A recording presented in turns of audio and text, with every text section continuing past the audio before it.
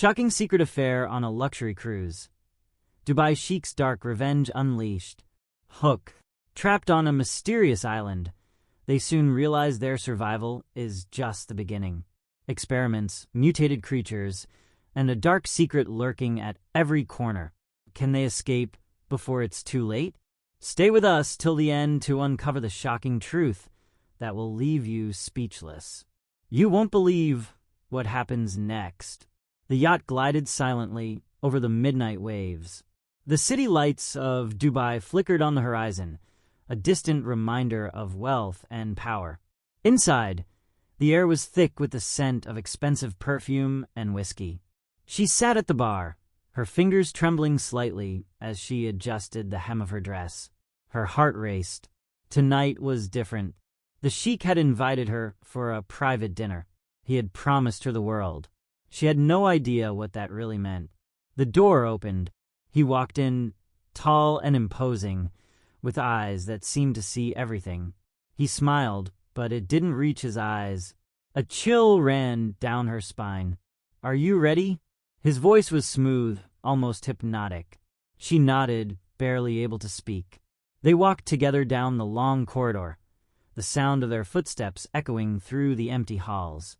Every turn they made seemed to lead deeper into the heart of the ship. The door to his private quarters clicked shut behind them. Inside, the room was dimly lit. The heavy scent of cologne mixed with the salt of the sea. He moved toward the table, gesturing for her to sit. She hesitated. Something was off, but her curiosity overpowered her caution. The food was exquisite, an elaborate display of luxury. She picked at her plate, but her mind was elsewhere. His eyes were always on her. She felt like prey.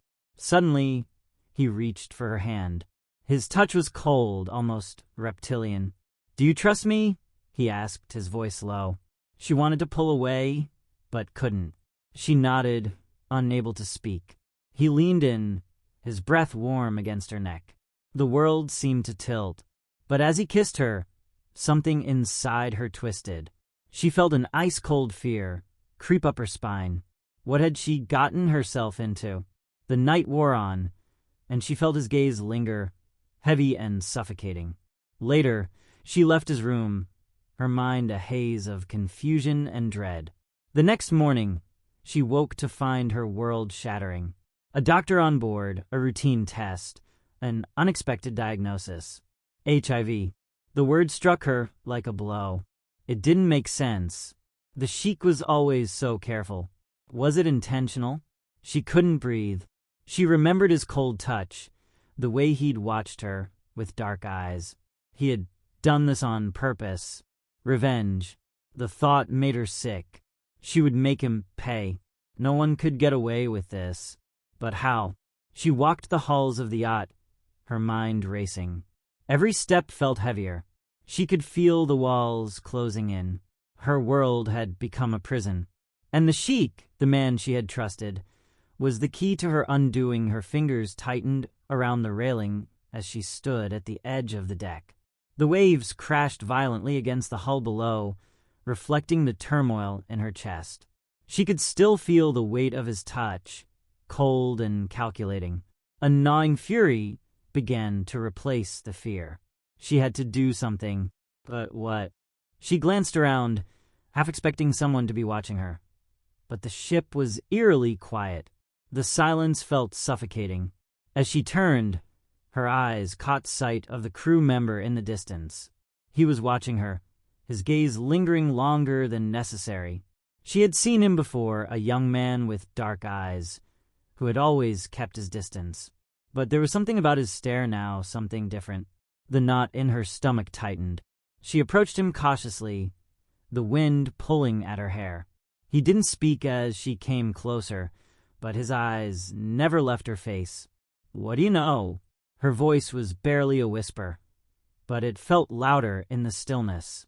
His jaw clenched, and for a moment, she thought he might turn away. But then he spoke. "I know more than you think." Her heart skipped a beat. "What do you mean?" she asked, her breath catching.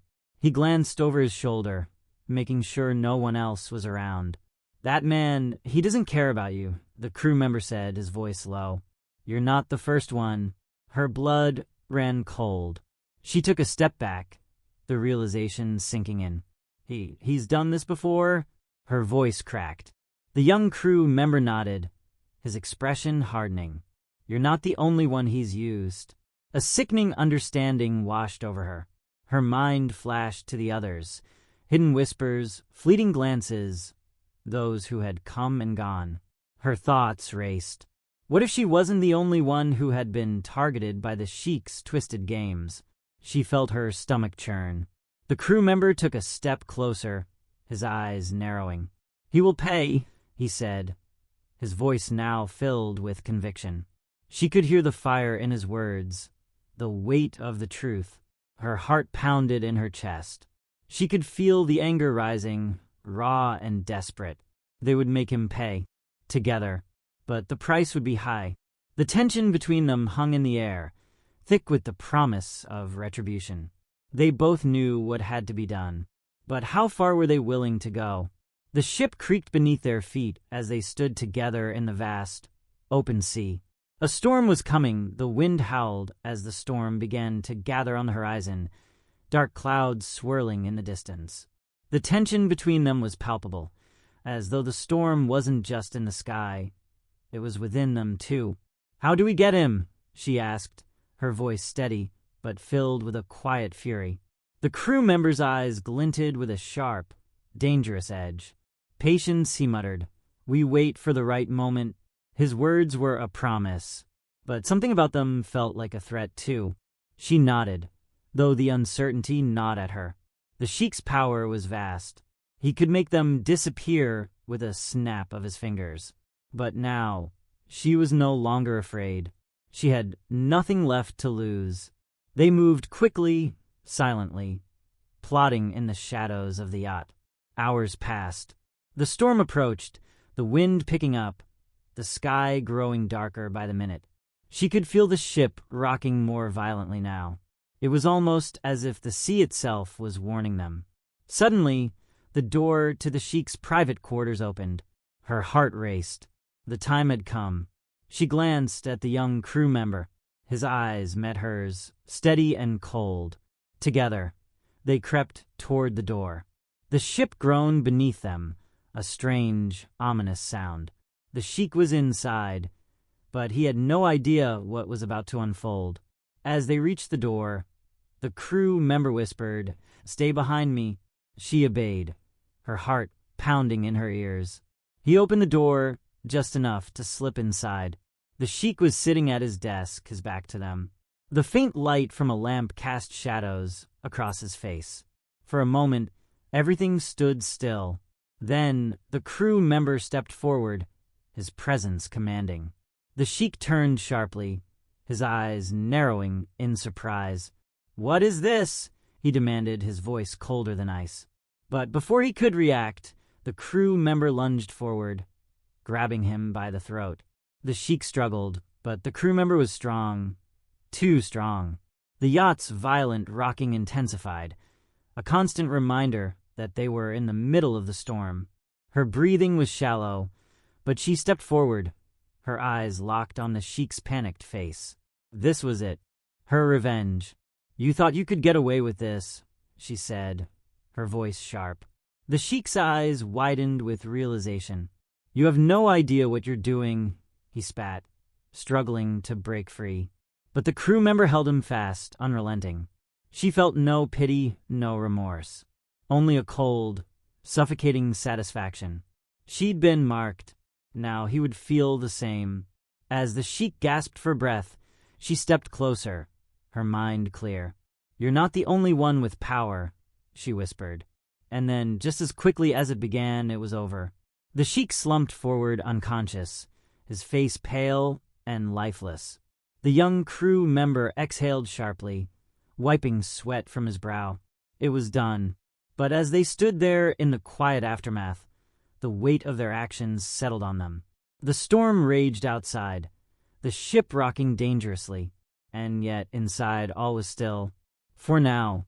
But they knew this was only the beginning. The Sheikh's empire was vast, and the consequences of their actions would ripple out, leaving a trail of destruction in their wake. And they would be ready. The storm was far from over. The ship groaned again, louder this time, as if the very vessel itself sensed the storm that was about to descend upon them. She stood over the Sheikh's motionless body, her pulse still racing, every muscle tensed. The crew member took a step back, wiping his hands on his pants, as if to rid himself of the tension. For a moment, silence filled the room, broken only by the crashing waves outside. She turned her gaze to the window, watching as the storm raged, the lightning splitting the sky in jagged arcs. Her mind swirled with the realization of what they had just done. The Sheikh was no longer a threat, but the danger wasn't over. Not yet. "We can't stay here," she said, her voice low and urgent. "They'll come looking for him. They'll want answers." The crew member nodded grimly, his face hard. "We'll make it look like an accident," he said, his voice calm, almost detached. "No one will know what happened. Not for a while." She glanced back at the Sheikh's unconscious form, then down at the gun in his desk drawer. Her throat tightened. She had to admit, a small part of her had been expecting this. Something drastic to make him feel the consequences of his actions. But seeing him like this, so vulnerable, so human, sent a shiver through her. This wasn't just about revenge anymore. This was about survival. She turned to the crew member. "How do we get away from this? If they find him, they'll come after us." His lips twisted into a bitter smile. "We get off this ship. We disappear." His words hung in the air like a grim promise. She felt a flicker of doubt, but pushed it aside. The plan was in motion, and there was no turning back. They dragged the Sheikh's body to the edge of the deck, the heavy storm raging outside. With every step, the weight of the decision bore down on her. They couldn't afford mistakes now. She glanced over her shoulder, making sure the coast was clear. The crew member began to pull the Sheikh's body toward the railing. It wasn't enough to leave him like this. No, they needed to be certain he was gone. Gone for good. As the wind howled, the rain lashing against their faces, she watched him disappear over the edge of the yacht, his body sinking into the violent, churning sea below. The storm seemed to swallow him whole. Her heart pounded, her breath coming in shallow gasps. It was done. But even as the waves consumed him, a strange emptiness settled over her. They had won, yes, but at what cost? They stood there for a moment, staring out at the dark sea. The storm was far from over, and neither were they. They would disappear now, slip into the shadows. But somewhere deep down, she knew it wasn't over. Not for him. Not for her. The rain pelted down harder, as if nature itself was trying to wash away the evidence. She wiped the water from her eyes, her pulse still racing. The crew member was already moving, gathering the tools they'd need to cover their tracks. Every second felt heavier, like the weight of their actions was beginning to sink in. Her mind screamed at her to keep moving, to stay focused, but she couldn't shake the feeling that they were being watched. She glanced around the deck, but the shadows seemed empty. "For now. Let's go." The crew member's voice was steady, but there was something in his eyes now, something darker. He was no longer the man who had shared her rage. This was about survival now, and he would do whatever it took. She nodded, trying to push down the unease rising in her chest. They had a plan. They would follow through. But as she turned to walk toward the lower levels of the yacht, a flicker of movement caught her eye. She froze. A shadow shifted across the hall. Someone was there. Her breath caught in her throat, and she spun around, her heart thudding in her chest. The crew member had already drawn a gun from his belt, his expression grim. "Stay quiet," he whispered. The tension was unbearable. The silence between them was thick with the threat of discovery. She listened closely. Footsteps, slow, deliberate, approaching from the hallway. The sound of heavy boots on the polished floors. Her mind raced. Had someone found out? Had they been followed? The door creaked open, and she held her breath, her body frozen in place. The crew member stepped closer to her, his gun raised. The footsteps stopped. The door swung fully open. A figure stepped into the dimly lit corridor, silhouetted against the harsh light from the engine room. Her heart stopped. It was him, the Sheikh. But it couldn't be. He had fallen overboard. She had seen him sink into the stormy sea herself. He had to be gone. But there he was, standing in front of them, drenched and cold, his clothes torn and his face twisted in a grimace of fury. "Did you really think you could get away with this?" His voice was low, dangerous, laced with venom. Her mind reeled. How was he alive? The crew member's hand tightened around the gun, but the Sheikh raised his hand, his eyes burning with fury. "You've made a terrible mistake," he spat. "You really think you can defeat me? You really think you can kill me?" The world seemed to narrow in that instant. The storm outside was nothing compared to the chaos now rippling through the yacht. Everything had changed in an instant. She glanced at the crew member, the confusion in her eyes mirrored in his. He had no answers. None of them did. The Sheikh took a step forward, his eyes never leaving hers. "You think you can destroy me? You've only made me stronger. You've given me reason to hunt you down." A dark laugh escaped his lips. And then, as if on cue, the lights flickered, and the yacht suddenly seemed to tremble beneath their feet. This wasn't over, not by a long shot. And neither was the storm. The lights flickered once more, casting brief shadows across the walls.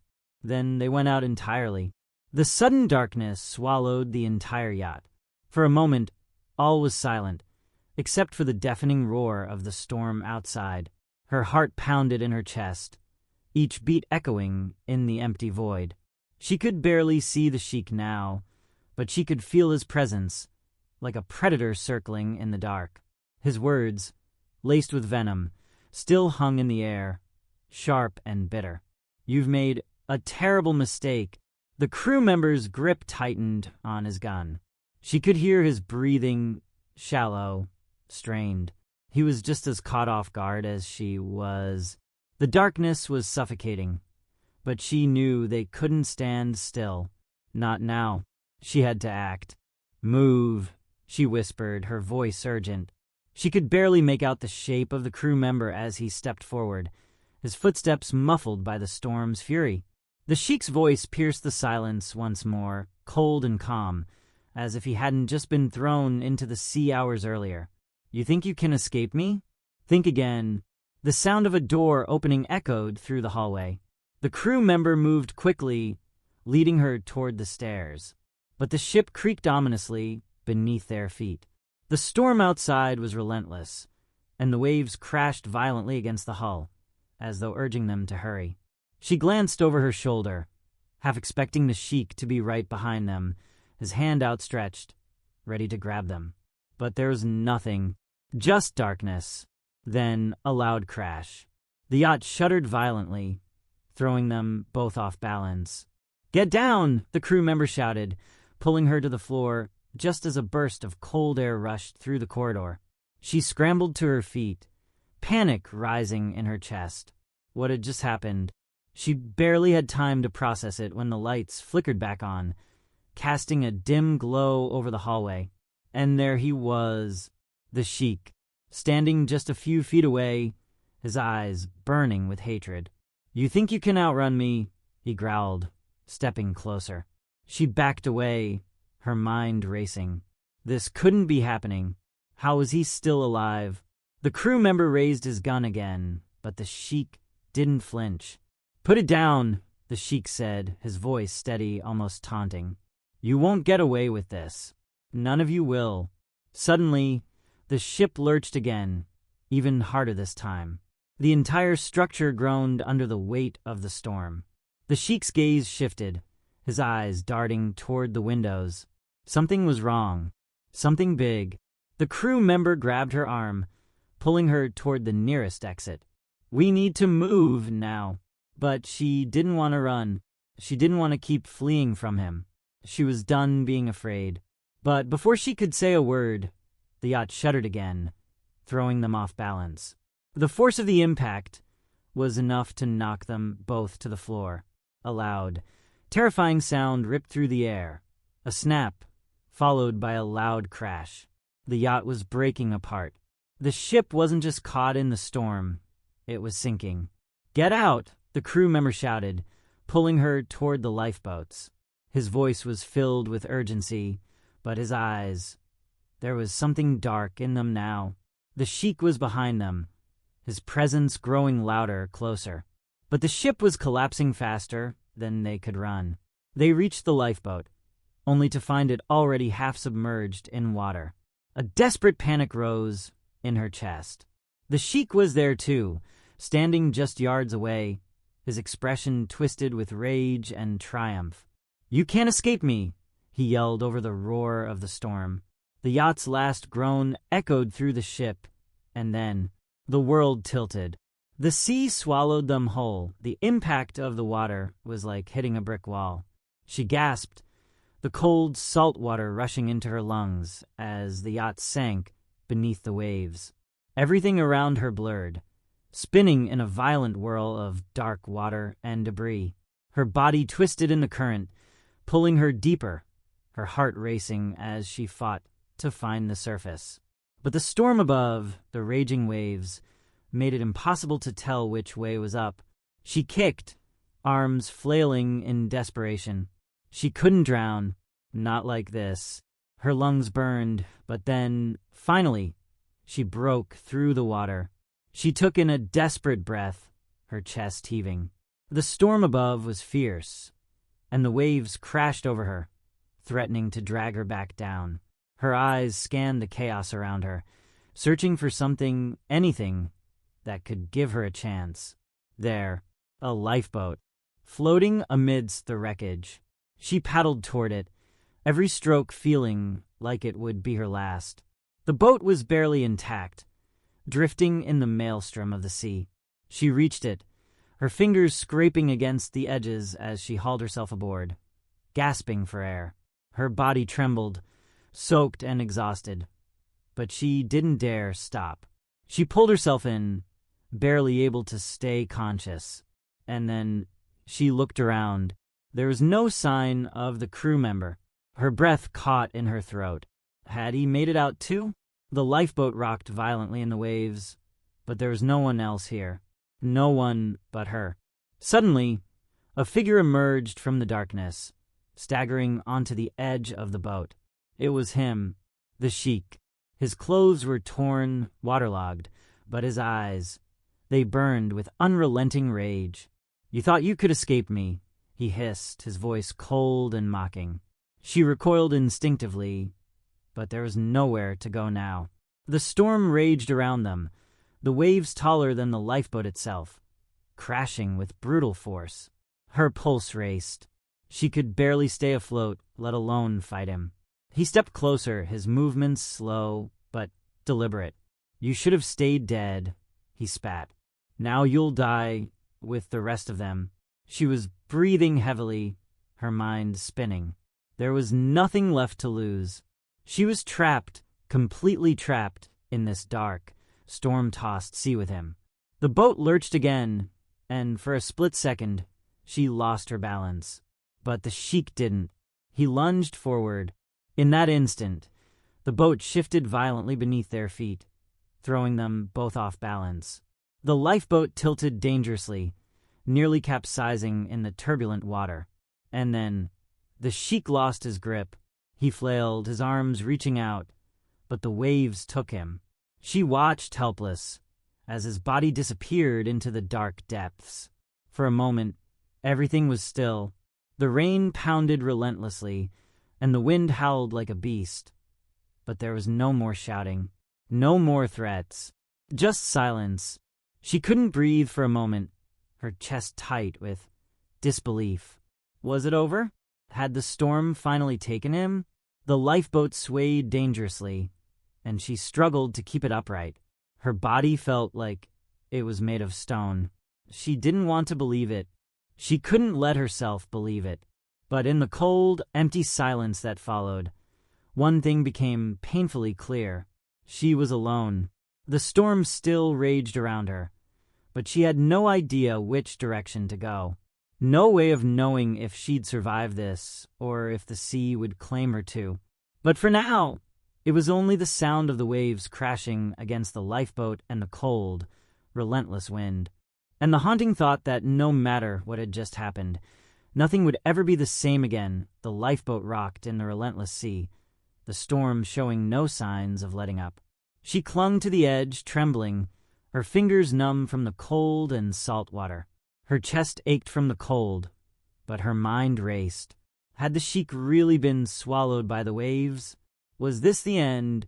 Her eyes darted to the horizon, searching for any sign of land, but all she could see was an endless stretch of black ocean and crashing waves. The storm's fury had swallowed everything else. She pulled herself back to a sitting position, her body stiff from exhaustion.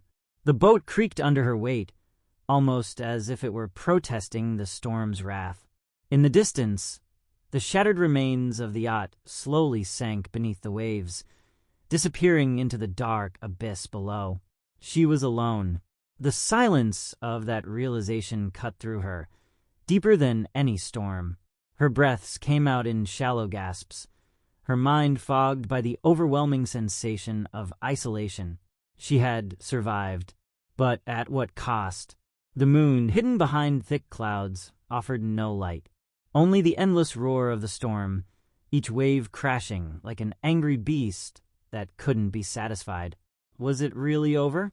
A movement in the water caught her eye. She stiffened, instinctively reaching for anything nearby to defend herself.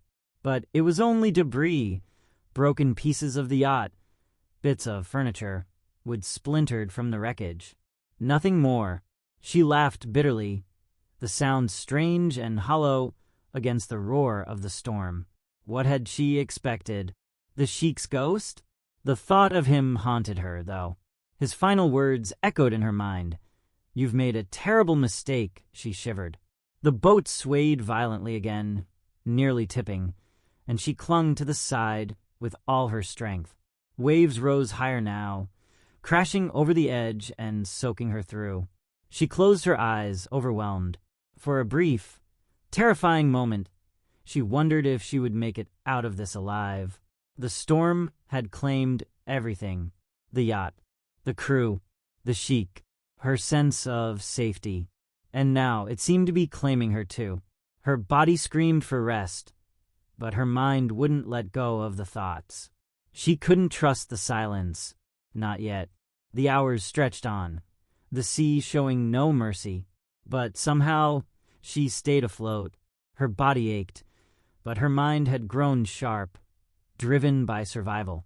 At some point, her exhaustion pulled her into a shallow sleep, a fragile sleep filled with nightmares of the Sheikh, his face twisting in anger beneath the water surface, his hands reaching out from the depths.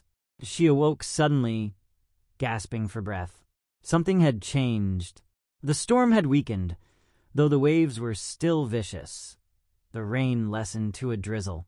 She squinted through the mist, trying to focus, and then she saw it, a faint shape, far off in the distance. Land. Her heart pounded in her chest. Could it be? Desperation surged through her. She gritted her teeth, summoning the last of her strength to row toward the shape on the horizon. With every stroke, she felt like the sea was pushing back, but she didn't care anymore. She had to reach it, whatever it was, whatever hope it offered. The faint shape slowly grew larger, and she could make out the silhouette of a rocky shore, jagged and wild against the dark water. She wasn't sure if it was an island or a piece of forgotten coastline, but she was sure of one thing. It was her chance. With everything left in her, she pushed harder, each stroke a battle against the current, the waves, and her own exhaustion. The boat lurched once again, but she refused to let go. She wasn't alone now. Not anymore. And the storm was fading. The shore was within reach. The shore grew larger with each desperate stroke. The waves had softened, though the water still churned beneath her, pulling and pushing, as if reluctant to let her go. Her arms were on fire, her fingers numb, but her determination burned brighter than the pain. The faint outline of the land became more distinct, rocky cliffs rising out of the sea, jagged and unforgiving. But it was land. Her pulse quickened. She could see the dark silhouette of trees, the jagged edges of rocks like teeth, and what appeared to be a stretch of sand, a sliver of hope in the endless expanse of water. She was almost there. Her heart pounded louder than the crashing waves, her thoughts a blur. She couldn't think beyond the shore, the promise of safety. But the boat was struggling, the battered lifeboat barely holding together as the waves crashed against it, threatening to capsize. She clenched her jaw, gripping the sides of the boat tighter. A violent wave hit the boat, sending it rocking dangerously. She fought to stay upright, her legs almost giving way beneath her as she fought to keep the boat from flipping. Just a few more strokes. The shore was within reach, but she couldn't let her guard down yet. The sea seemed to grow angrier, as if the storm itself wasn't quite finished with her. She gasped for air as the boat scraped against the rocky shore. The lifeboat was half submerged, but she could stand. Her legs buckled and she stumbled, but she was finally on solid ground. The sand was rough, gritty beneath her feet, but it didn't matter. She had made it. She collapsed to her knees, coughing and gasping, her body shaking violently with the effort of staying conscious. The storm had exhausted her, and her body had pushed itself beyond its limits. The air was different here. The humidity still hung heavy, but the wind had slowed. The world was quieter now, the crashing waves far off in the distance. She looked back at the sea, expecting to see the boat drifting away, but it was stuck against the rocks, half submerged in the shallows. For a moment, she didn't move.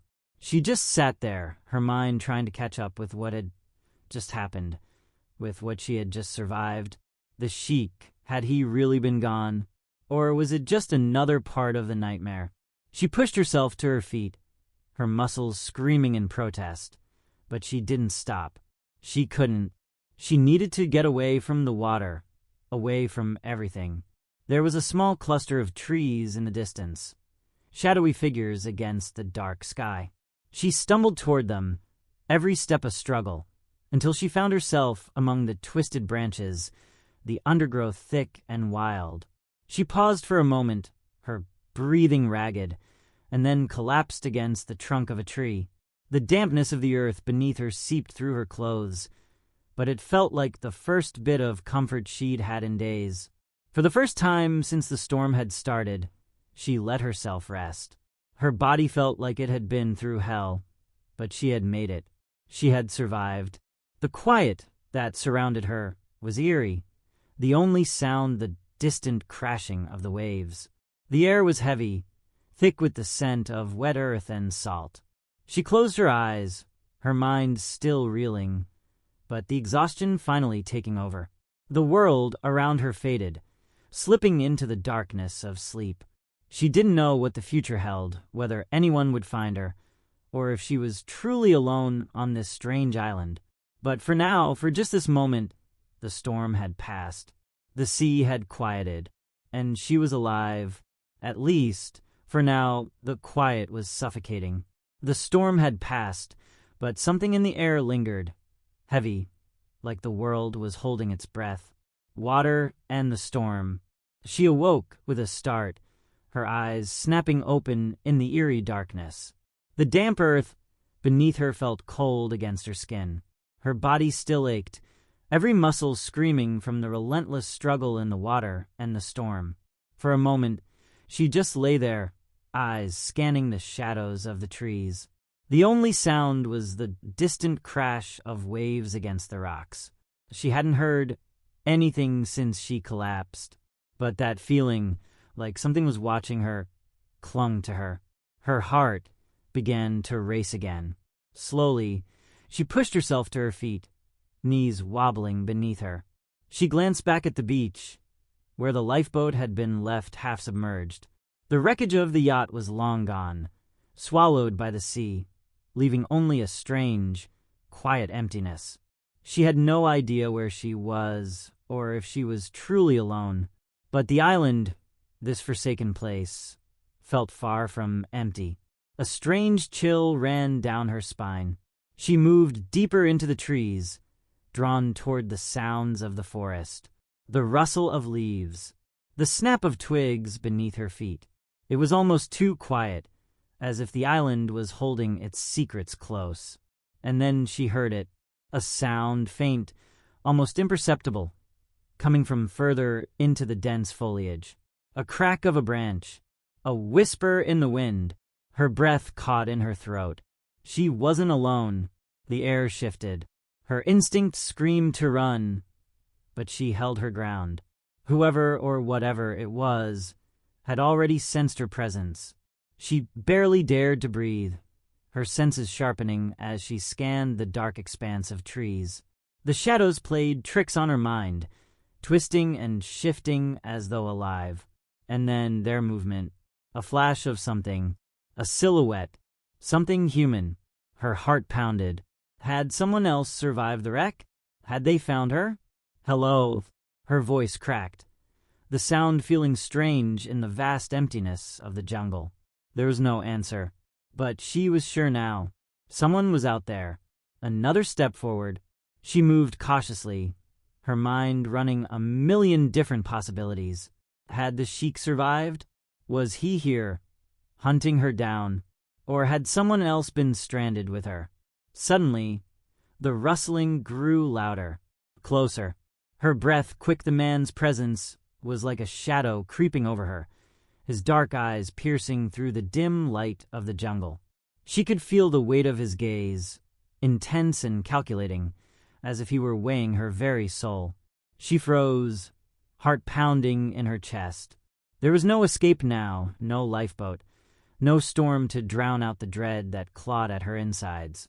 "Who are you?" she asked, her voice a shaky whisper, her instinct screaming for her to run. But her legs felt heavy, rooted to the ground. The man didn't answer immediately. He stepped closer, his movements deliberate, measured. The silence between them stretched out, broken only by the rustle of leaves and the distant sound of waves crashing on the shore. You're the only one here?" she asked again, her voice growing stronger, though her pulse hammered in her ears. He didn't speak, but his lips curled into a small, almost imperceptible smile. It was the kind of smile that made her skin crawl. She swallowed hard, taking a step back. The jungle felt more oppressive now, the trees closing in around her, the air thick with tension. "You're not alone," the man finally spoke, his voice low and gravelly. "But you're not exactly safe either." Her eyes widened. She took another step back, but he was faster. He moved with a predatory grace, closing the distance between them in the blink of an eye. "Who are you?" she demanded again, her voice more forceful this time. She had no idea who this man was or what he wanted, but she wasn't about to stand there and let him intimidate her. A cold laugh escaped him, and he finally stepped back, giving her a little space. "You're already in it," he said cryptically, glancing toward the thick jungle beyond. The sound of something heavy crashing in the underbrush made her flinch. Her heart skipped a beat. "You've been followed," he added, his voice oddly calm, as if he were stating a simple fact. Followed. Her mind raced. By who? Had the Sheikh survived? Was it some other threat? Before she could speak again, the man raised a hand.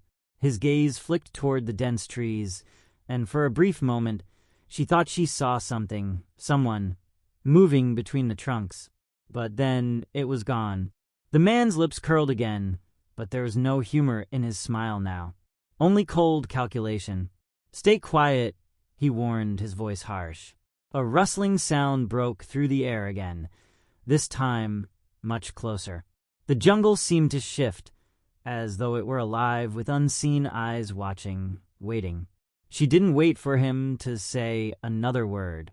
Instinctively, she crouched low, ducking behind the nearest tree, her breath coming in quick, shallow bursts. The adrenaline hit her like a shockwave, her mind sharp, her senses heightened. The man moved silently beside her, his eyes scanning the shadows. They both remained motionless, waiting. The sounds of footsteps, heavy, deliberate, approached from the shadows. Someone was moving through the jungle, and they were getting closer. Her heart thudded in her chest. She had no idea who they were or what they wanted. But in that moment, one thing was clear. Survival was no longer about the storm. It was about escaping whatever was hunting them in the dark. The footsteps grew louder, closer, and she could feel the weight of the air pressing down on her, thick with tension. Every muscle in her body screamed to move, but she stayed frozen, not daring to make a sound. The man beside her didn't flinch, his gaze fixed ahead, his body coiled like a predator waiting to strike. He didn't look worried. He looked prepared. Her eyes darted to the shadows ahead, searching for any sign of movement. The jungle felt alive, every rustle of the leaves, every snap of a branch, amplifying the growing sense of dread. And then they appeared. Figures, silhouettes, against the dim light of the jungle. At least 3 of them. They moved with purpose, their footsteps heavy, deliberate, as if they knew exactly where they were going. Her breath caught in her throat. Were they the ones following her? Had they been waiting for her to show weakness, to drop her guard? The man beside her remained still, his expression unreadable. She wanted to speak, to ask him who these people were, but her voice was trapped in her chest. The figures moved closer, and she could make out their outlines more clearly now. They were tall, muscular, their faces obscured by the shadows of their hoods. The man beside her shifted slightly, as though preparing for something.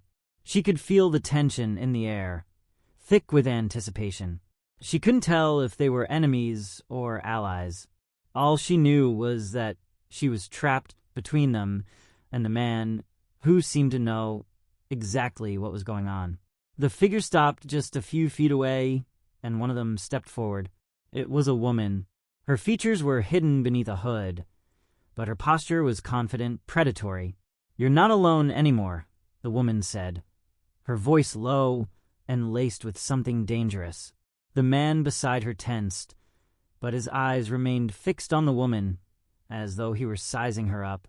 "Who are you?" he finally asked, his voice steady but with a hint of menace. The woman didn't respond immediately. She just stared at him, her gaze cold, calculating. The others flanked her, their eyes scanning the surroundings, ever watchful. "You really think you can hide here?" the woman said, her lips curling into a cruel smile. "This island, it has its own rules." Her words sent a shiver down her spine. Rules. What did that even mean? The man beside her stepped forward, his expression hardening. "We don't have time for your games. If you're here to finish what you started, you can try. But know this, we don't lose." For a moment, it was as if time had stopped. The woman's smile faltered, her eyes flicking between the man and the woman. There was something dark in her gaze now, a recognition. "We didn't start anything," the woman said, her voice colder now. "But we sure as hell intend to finish it." The air between them crackled, a palpable tension, so thick it almost felt like a physical force. Before anyone could move, the silence was shattered by a sound. Something huge, something terrifying, crashing through the jungle, moving toward them with a deafening roar. It was unlike anything she had ever heard. Not an animal, but something far worse. The woman's eyes widened. "Move!" she barked, turning toward the jungle with the others in tow. Without thinking, the man grabbed her arm, pulling her after them as they sprinted into the dense foliage, weaving between trees, dodging thick underbrush. She had no idea what was chasing them or what the hell was going on, but there was no time to ask questions. The roar behind them grew louder, more menacing, shaking the ground beneath their feet. They had to outrun whatever was coming for them. The world around her became a blur, the jungle closing in. The only thing she could focus on was the relentless pounding of her heart and the pounding footsteps of their pursuers. This was no longer just about surviving the storm. It was about surviving whatever was hunting them. The ground beneath her feet seemed to tremble with each deafening step of whatever was chasing them. She could hear the distant crack of trees breaking, the jungle shaking with the power of its approach. They ran, desperate, pushing through the dense underbrush, their bodies moving like shadows in the dark. The man in front of her was quick, his every movement fluid, practiced. She struggled to keep up, her breath coming in gasps, her legs already burning from exhaustion. The roar, louder now, closer, shook the trees. It was a sound that sent a cold chill down her spine, a primal, guttural noise that didn't belong in a jungle like this. Her mind raced, trying to make sense of what it was, but nothing in her world prepared her for this. The woman who had led the others glanced back at them briefly, her face pale with fear. "It's too fast. We won't outrun it," she yelled, voice strained. Her words sent a shock of panic through her. If they couldn't outrun it, then what? The man beside her gritted his teeth, eyes narrowing. "We don't run. We fight." His voice was cold, decisive. "Fight? Fight what?" She barely managed to gasp the words, her chest heaving. Before he could respond, the underbrush behind them cracked loudly, a tree falling with a thunderous crash. The ground beneath her shook violently as the creature, or whatever it was, pushed its way through the jungle with terrifying force. The woman cursed under her breath, pulling something from her side, a large knife, gleaming even in the faint light. "We fight, or we die." She sprinted forward, her movements fast and precise, as if she had done this many times before. The man and the others followed, and she had no choice but to run after them, fear settling like a heavy weight in her stomach. The roar grew louder, until it was almost deafening, vibrating the air around them. She could hear the thing breathing now, low and guttural, like a beast on the hunt. And then, out of the corner of her eye, she saw it. A massive shape, dark and hulking, bursting through the trees with terrifying speed. It was like nothing she had ever seen. Part animal, part something else. It had twisted, monstrous limbs and eyes glowing an unnatural shade of red. Its mouth was wide, filled with sharp, jagged teeth, saliva dripping from its fangs as it charged toward them. The woman didn't hesitate. She threw herself to the side, rolling behind a thick tree trunk, disappearing into the shadows. The man, the one who had been leading them, pulled something from his belt, an old-looking firearm. He didn't flinch. He aimed and fired, the sharp crack of the gun splitting the night air. The creature recoiled, but it didn't stop. Instead, it growled, a sound so deep it seemed to rattle her bones. It wasn't just after them. It was hunting them down, and nothing would stop it. She felt a rush of terror, then instinct, the desperate need to survive, kicking in. "Run!" the woman shouted from behind the tree, her voice sharp. "Go! Go now! There is no time to question, no time to think." She sprinted forward, following the others as they zigzagged through the trees, trying to outmaneuver the beast behind them. The roar of the creature filled the air, its massive footsteps shaking the ground. But even with the gunfire, it didn't relent. It was relentless, as if the hunt was its only purpose. They ran through the jungle, the trees a blur of dark shapes around them, until they reached the edge of a cliff.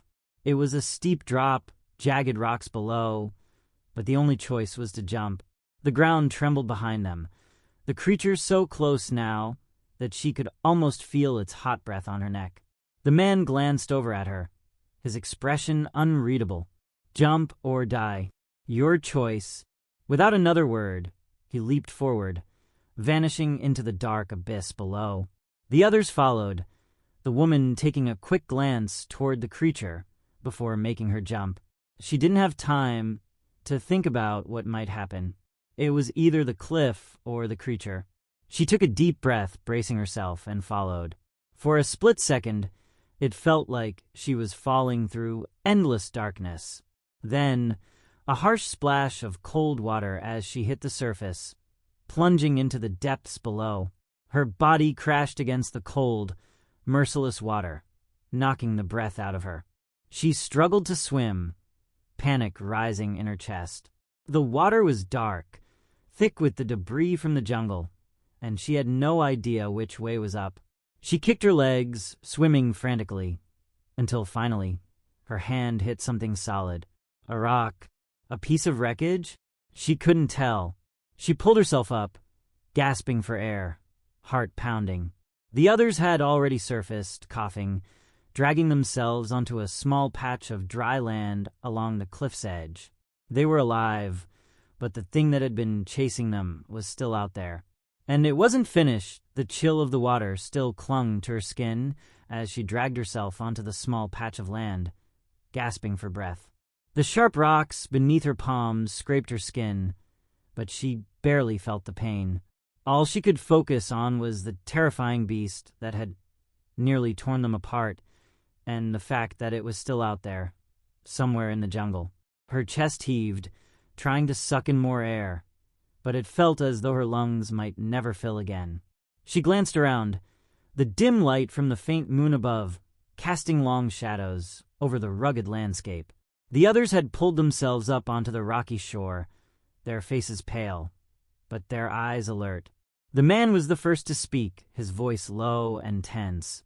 "We're not safe here. That thing will be after us again soon."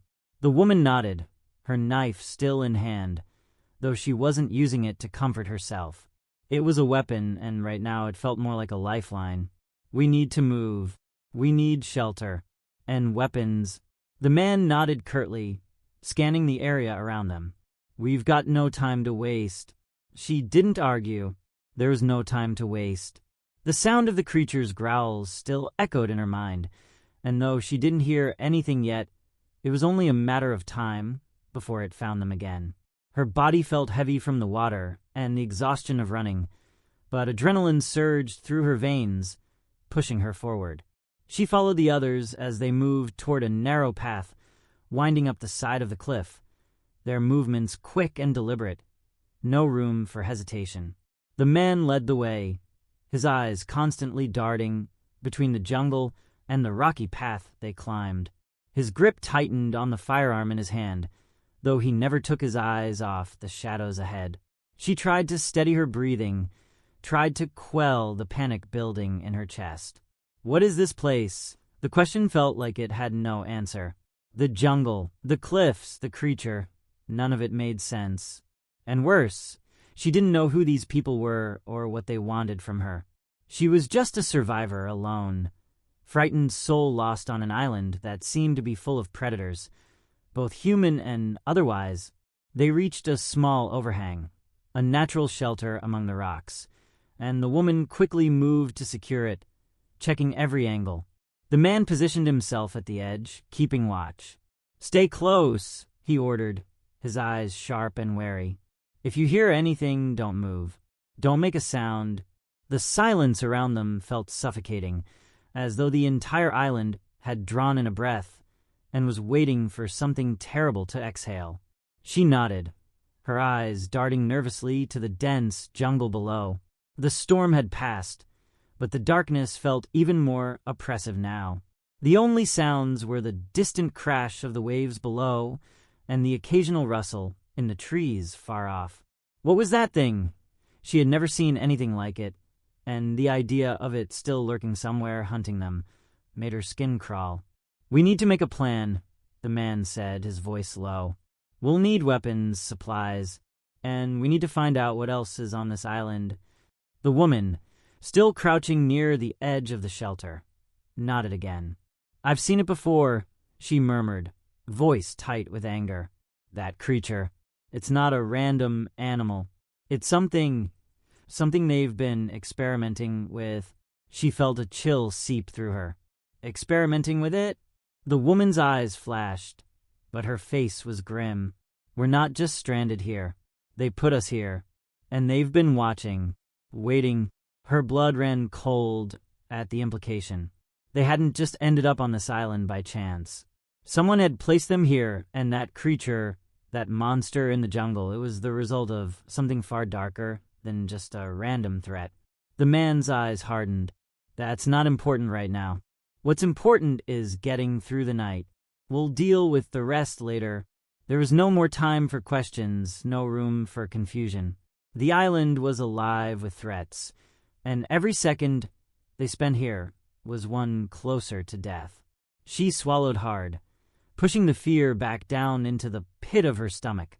Whatever the truth was, they needed to survive. "Where do we go now?" she asked, her voice hoarse.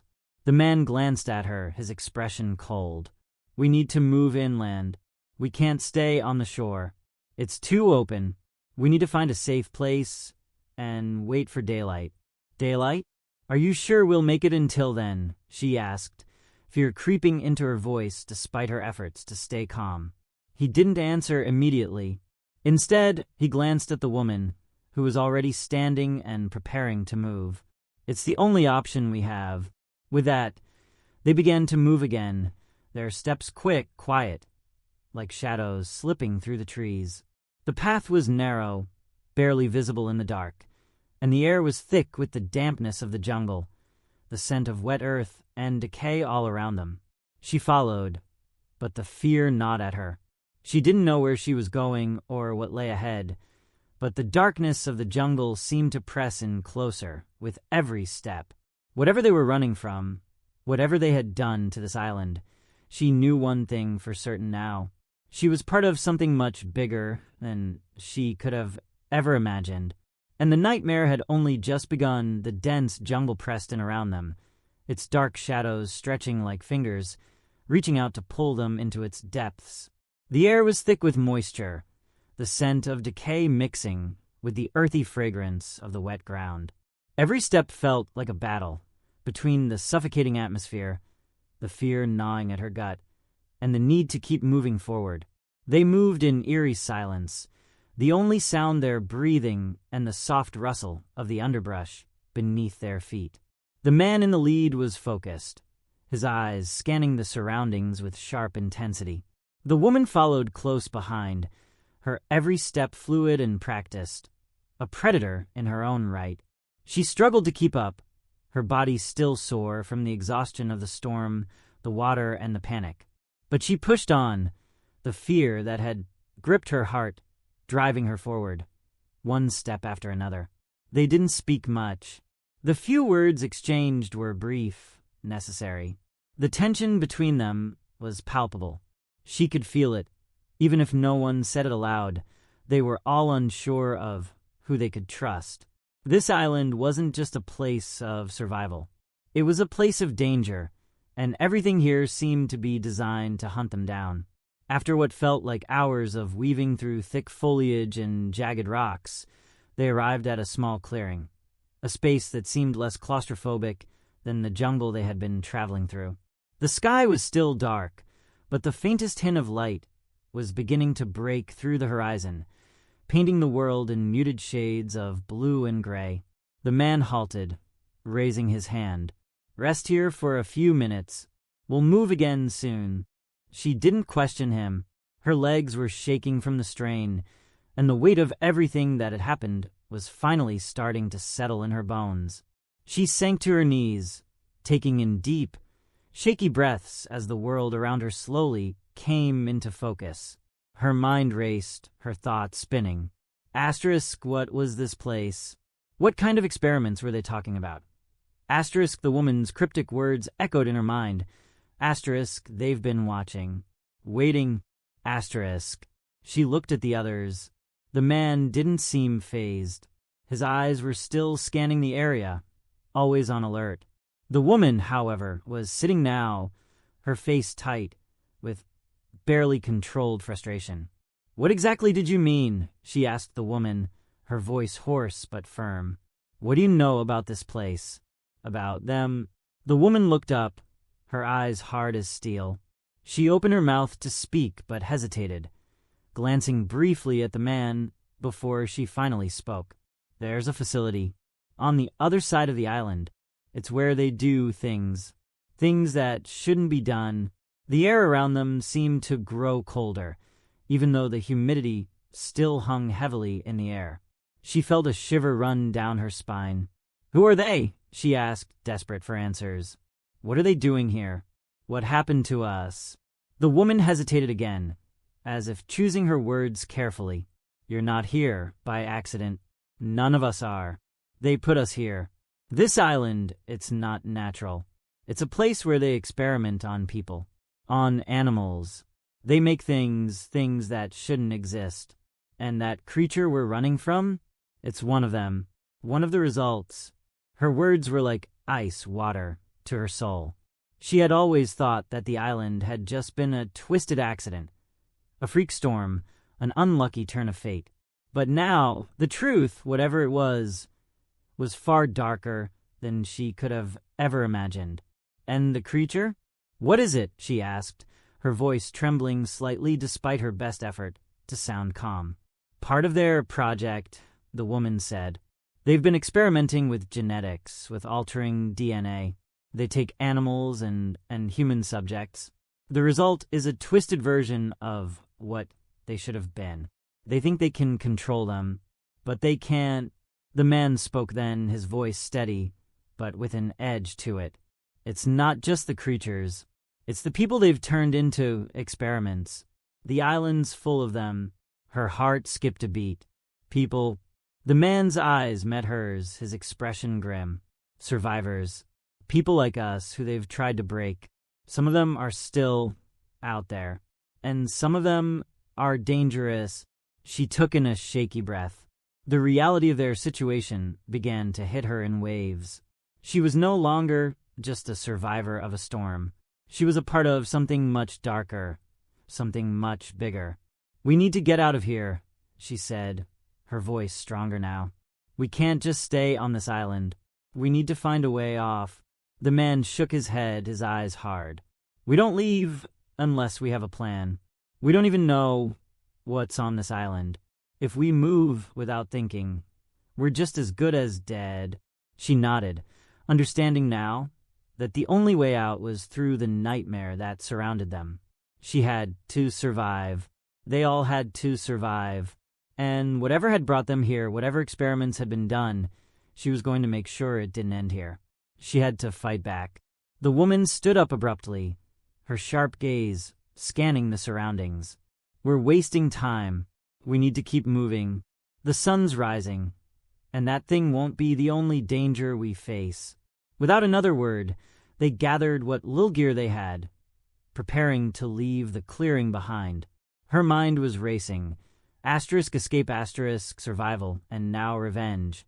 As they moved forward into the growing light of dawn, she couldn't shake the feeling that they were not only running from the beasts of the jungle, but from something much more sinister. Something that would never let them go. The first rays of dawn crept through the dense canopy above, casting faint streaks of light across the jungle floor. It should have been a moment of relief, a sign of safety. But the feeling of dread in the pit of her stomach only deepened. The new day wasn't a promise of safety. It was a reminder that the nightmare wasn't over. It had just begun. They moved in silence, the weight of what the woman had said hanging heavily in the air. Experimentation, monsters. People turned into experiments. Her mind reeled as she tried to process it all. They had been brought here deliberately, and they weren't the only ones. She had no idea how far it went or who was behind it, but one thing was certain now. The island was no accident. It was a lab, a hunting ground, a place where horrors were unleashed. They traveled swiftly, each of them keeping a watchful eye on the surrounding jungle. The man led, his movements quick and efficient, while the woman brought up the rear, constantly scanning their back trail. Her eyes were cold and calculating, though there was a hint of something deeper, something almost desperate in her gaze. They had to move fast. The first signs of light meant they had less time to hide. The creatures that stalked the island, human and monstrous alike, would soon be waking, hunting, looking for them. The path they followed was barely visible, a narrow track that snaked through the jungle, disappearing into the thick vegetation. Every so often, the man would stop, scanning the path ahead, making sure they weren't being followed. The silence between them was suffocating, but it wasn't until they reached a steep incline that the man finally spoke again. "We're heading toward the old facility. It's the only place we might find answers." The woman glanced over at him, her eyes narrowing. "You're sure about this? We have no idea what's waiting there. It could be a trap. Better a trap with answers than wandering this jungle blind," the man replied.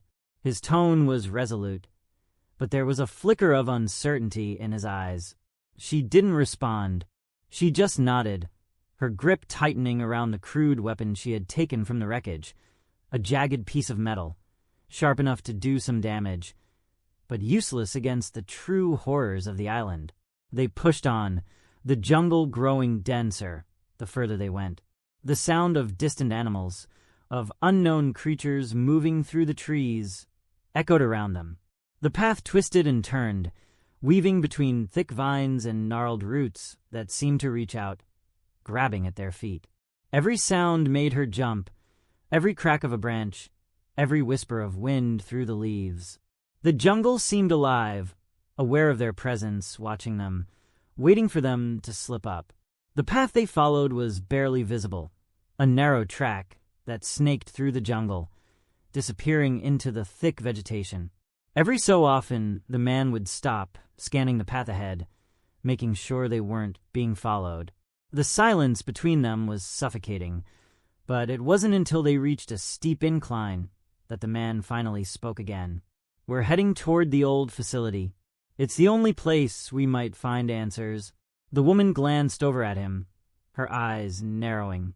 "You're sure about this? We have no idea what's waiting there. It could be a trap.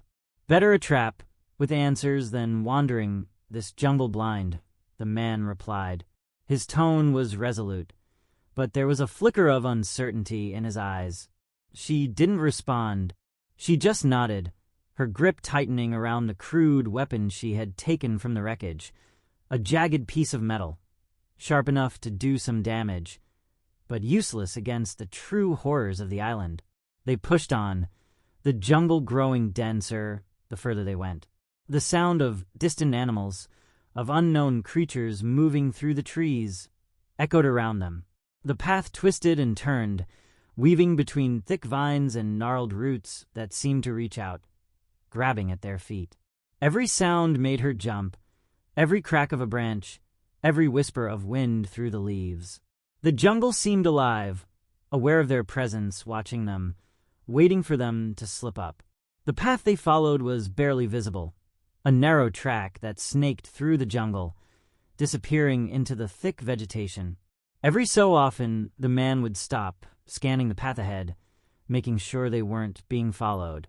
The silence between them was suffocating, but it wasn't until they reached a steep incline that the man finally spoke again. "We're heading toward the old facility.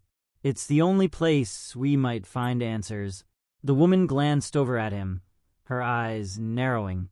"You're sure about this? We have no idea what's waiting there. It could be a trap. Better a trap with answers than wandering this jungle blind," the man replied. His tone was resolute, but there was a flicker of uncertainty in his eyes. She didn't respond. She just nodded, her grip tightening around the crude weapon she had taken from the wreckage, a jagged piece of metal, sharp enough to do some damage, but useless against the true horrors of the island. They pushed on, the jungle growing denser the further they went. The sound of distant animals, of unknown creatures moving through the trees, echoed around them. The path twisted and turned, weaving between thick vines and gnarled roots that seemed to reach out, grabbing at their feet. Every sound made her jump, every crack of a branch, every whisper of wind through the leaves. The jungle seemed alive, aware of their presence, watching them, waiting for them to slip up. Her heart skipped a beat. This was it. The facility. The man held up a hand, signaling them to stop. He took a few steps forward, eyes narrowing as he assessed the area. Then, with a slow, deliberate motion, he lowered his hand and turned to them. This is it. Stay sharp. We don't know what's inside. The woman moved up beside him, her knife ready in her hand. You're sure they're here? Her voice was tight, like a wire pulled too taut. He didn't answer right away. Instead, he looked around the clearing, scanning every corner, his instincts on high alert. We don't know what's waiting, but we can't turn back now. The three of them moved toward the building, stepping cautiously over the uneven ground, careful not to make a sound. The closer they got, the more she could see the details of the structure. Broken windows, rusted metal doors, and the telltale signs of decay. It was as if the place had been abandoned for years, left to rot in isolation. As they reached the entrance, the man held up his hand again. We go in quietly. No sudden moves. The door was ajar, hanging crookedly on its hinges. The smell that hit them when they pushed it open was enough to make her gag, a mix of rot, chemicals, and something far worse. The interior was dim, the faint light of the morning barely cutting through the thick dust and mold that clung to every surface. Metal walls, broken lab equipment scattered on the floor, overturned chairs and desks. Everything looked like it had been left in a hurry. And then she saw it, a figure, standing motionless in the far corner of the room, half obscured by shadows. It was a man, or what used to be a man. His eyes were wide and unblinking, his skin an unnatural shade of pale. But it wasn't the color that made her stomach turn. It was the way he stood, like a puppet with its strings cut, his body jerking slightly, as though struggling to retain control. And the worst part, he was still alive. She froze, her breath caught in her throat. The man beside her didn't flinch. He stepped forward, his hand steady as he pulled out the weapon once more. But just as he moved, the man, the creature, stirred. His head snapped toward them with an eerie, unnatural speed. And then, a raspy voice broke the silence. Asterisk, you shouldn't have come, asterisk. The words hung in the air like a death sentence. Asterisk, you shouldn't have come, asterisk. The voice was hoarse, like the sound of dry leaves being crushed underfoot, and it sent a cold shiver crawling down her spine. The creature's eyes locked onto them, a pale, vacant stare that seemed to pierce straight through her. She felt her breath catch in her chest, but she forced herself to steady, not daring to show weakness in front of it. The man beside her didn't flinch. He raised his firearm, aiming it steadily at the creature, though there was something in his eyes that seemed uncertain. It wasn't fear. It was something else, something like recognition. Asterisk, what are you? Asterisk, she heard herself whisper, her voice trembling despite her efforts to stay composed. The creature didn't respond immediately. Its twisted body swayed slightly, as if it was trying to remember how to speak, how to function. Then, with a sickening rasp, it spoke again. Asterisk, I was one of them, asterisk. Her heart skipped. One of them? She knew the answer before it was fully said. It had to be one of the people they'd been warned about, one of the experiments, one of the failed attempts, perhaps. The man beside her's grip on the weapon tightened, but his expression didn't change. Is that so? The creature's movements were jerky and uncoordinated, like a broken machine trying to keep running. Asterisk, they didn't warn us, asterisk, its words were slurred, thick with the remnants of something lost. Asterisk, they told us we would be perfect, but we were not. We were changed, asterisk. The man took a cautious step forward, lowering his weapon just slightly, his eyes narrowing. Changed how? It tilted its head, as though considering the question. Asterisk, you don't understand, asterisk, it rasped. Asterisk, we were experiments. We were becoming something better, asterisk, it coughed, the sound dry and rattling in its chest. Asterisk, but they never finished. Asterisk. The woman swallowed hard, fear creeping up her throat, but she couldn't look away from its unnatural gaze. "What happened to you? What are you now?" she asked, her voice barely more than a whisper. The creature's lips twitched in something that almost resembled a smile, but it was a grotesque mockery. Asterisk I am. What they made me asterisk, it moved closer, slow and deliberate. Asterisk and now. You're part of the experiment too, asterisk. The man snapped, raising the firearm again. Asterisk no. Get back. Asterisk. But the creature was already too close, its eyes glowing with a sickly intensity. In one swift motion, it lunged forward, its limbs contorting unnaturally as it grabbed the man's arm. The weapon went off, but it was a wild shot, the bullet missing its target as the creature's strength pushed him back. The woman didn't hesitate. Her legs moved of their own accord, and she grabbed the jagged piece of metal from her belt, rushing forward to stab the creature in the side. The blade sank in, but the creature didn't even flinch. It only laughed, a low, rasping sound that sent a chill through her entire body. Asterisk, you think it's over? Asterisk, it whispered. Asterisk, we are the future. We were made to endure, asterisk.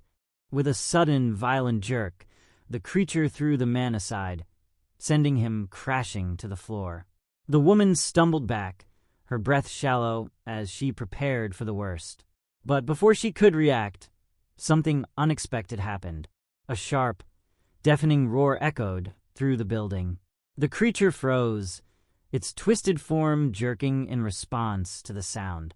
Its eyes darted toward the back of the room, and for a moment it seemed almost afraid. She didn't wait. Grabbing the man's arm, she yanked him up, pulling him toward the exit. The creature didn't stop them. It seemed as if something had drawn its attention away, something worse. They stumbled through the broken doorway, their hearts racing in time with their footsteps, and as they emerged into the light of the clearing, they heard it again, the deep, guttural growl, echoing in the distance. But it wasn't just one sound. There were more. More creatures, more experiments. The island was alive, and they had awakened something far more dangerous than they could ever have imagined. As the growls drew closer, they had no choice but to run. The terrifying realization settling in, this island wasn't just a prison. It was a breeding ground for horrors beyond comprehension. And they were no longer just surviving. They were now a part of the experiment. And there was no escape. The jungle around them was no longer the only danger. The very ground beneath their feet felt unstable, as if the island itself had grown sentient, shifting and alive with every step they took. The growls were closer now, louder, more insistent. The sound of rustling trees and snapping branches reverberated through the thick air as the creatures they had awakened pursued them, relentless and hungry. Her breath came in ragged gasps as she pulled the man forward, his arm limp in her grip, his body weak from the impact. They couldn't stop. They couldn't afford to slow down, not with the roar of those creatures in their ears. "What's happening?" the man gasped, his voice faint, barely audible over the cacophony of sounds from the jungle. She didn't answer. She couldn't. The fear had lodged itself deep in her chest, and all she could do was keep moving, putting one foot in front of the other. She knew they couldn't outrun them forever. The island was alive, the creatures too many, and the truth that had been revealed to them. Asterisk, they were part of it now, asterisk. Gnawed at her with a cold certainty. The woman glanced back over her shoulder.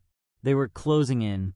The path they'd taken was narrowing, the jungle thickening once more, and soon there would be nowhere to run. "Do you hear that?" she asked, her voice sharp with a sudden realization. He looked confused, too exhausted to grasp what she meant. But then he froze, and she saw the moment of understanding in his eyes. A distant hum, like an engine roaring to life, began to echo from deeper in the jungle. It was coming from the facility. Asterisk, the heart of it all star. The man's eyes widened. The generators... She nodded, though she didn't know why the facility had suddenly sparked back to life. But the sound of the machines told her everything. Something had triggered the island's core systems. It was their only hope. Without another word, they changed direction, veering toward the sound. The creatures' growls were louder now, but so was the hum, the possibility of something that could offer them the chance to end it all. The man's movements were slower now, but he gritted his teeth and kept up with her, the terror in his eyes matching her own. As they neared the edge of the clearing, where the facility loomed like a forgotten monument to horrors past, the door to the building, a rusted metal structure, barely hanging on its hinges, creaked open. They hesitated for a moment, the terror of what could be waiting inside gnawing at them. But then the growls reached their peak. They were closing in, and there was no turning back now. With a final glance, they both rushed inside. The door slammed shut behind them, and for a fleeting moment, they were safe. The sound of the creatures scratching at the door was muffled now, the hum of the generators growing louder, as though it were breathing life back into the facility, into the island itself. They were trapped, but they had one final chance. A chance to understand what had been done to them, to the island, and to the creatures that were still hunting them. It wasn't just about survival anymore. It was about ending the nightmare. And with that thought in mind, she pushed forward, deeper into the heart of the facility, knowing that whatever they found, it would change everything. They were no longer victims of a storm. They were soldiers in a battle for their very souls. And the island had just become their battleground.